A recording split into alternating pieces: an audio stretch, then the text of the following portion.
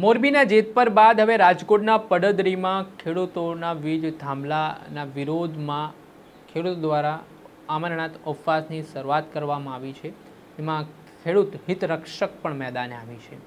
આમાં પાટીદાર સમાજના આગેવાન મનોજ પનારા પણ આ ઉપવાસ આંદોલનમાં જોડાયા। શું કહી રહ્યા છે તેઓ વિગતે વાત કરીએ।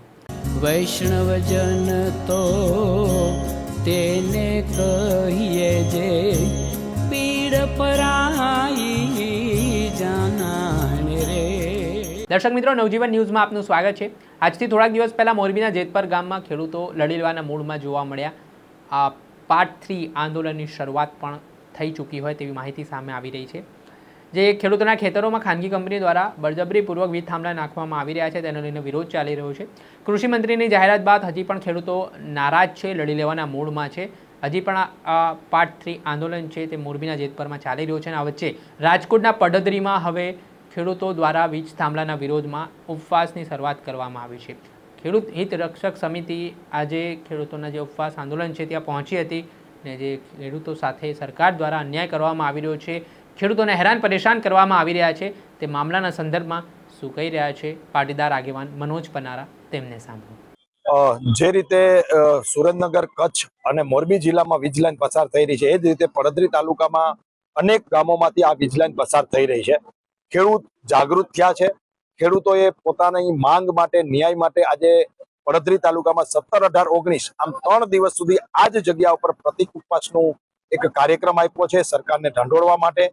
ખેડૂતોની જે માંગ છે કે 4 ગણું વળતર જે કેન્દ્ર સરકારનો કાયદો છે એ પ્રમાણે જમીનની બજાર કિંમતના 4 ગણા કરી આપવામાં આવે।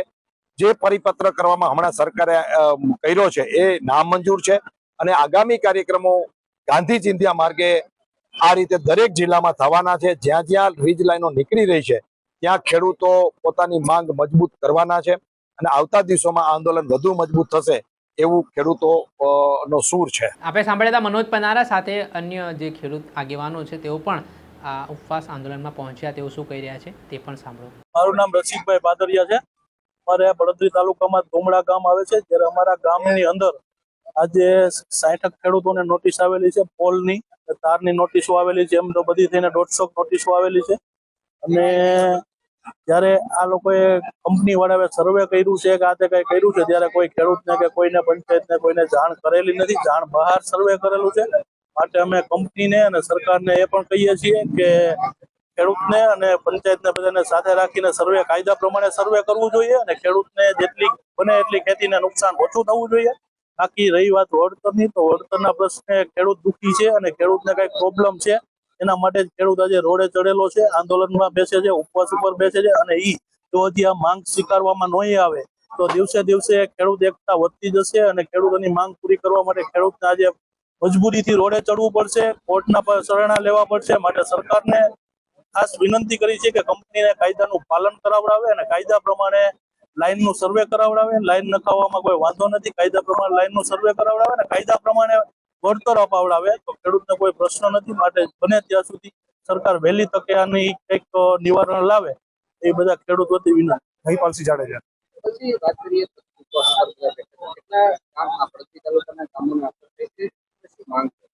પડદરી તાલુકામાં આશરે 44 ગામોમાં લાઈન નીકળે છે, એમાં 10 ગામના નોટિસ આવી ગઈ છે। ખેડૂતોની એવી માંગ છે કે જે યોગ્ય વળતર મળવું જોઈએ ને એ મળે। જે અત્યારે જમીનના ભાવ બહુ વધી ગયા છે અને આ લાઈન નીકળવાથી જમીનના ભાવ મફતના ભાવે વેચાય છે અને ખેડૂતોની માંગ એવી હતી કે જે 2 ગણું વળતર જાહેર કર્યું છે એ યોગ્ય નથી। ખેડૂતોને ખરેખર જે બજાર કિંમત પર 4 ગણું વળતર આપવામાં આવે અથવા કોઈ પણ યોગ્ય ભાડા પેટે પણ આપવામાં આવે એવી માંગ હતી। જય જવાન, જય કિસાન। હવે જે રાજકોટના પડદરીમાં રીતસર આંદોલનની શરૂઆત થઈ ચૂકી છે ને આખો જે બનાવ સામે આવ્યો છે, વીજ થાંભલા લઈને આખો જે વિરોધ ચાલી રહ્યો છે તેમાં ખેડૂતોમાં ખૂબ નારાજગી છે, ભારોભાર રોષ છે। ત્યારે આગામી સમયમાં જોવાનું રહ્યું કઈ રીતની સ્થિતિ નિર્માણ પામે છે। દર્શક મિત્રો, આવા જ વિડીયો જોવા માટે નવજીવન ન્યૂઝ જોતા રહો, લાઇક કરો અને વધુમાં વધુ શેર કરો।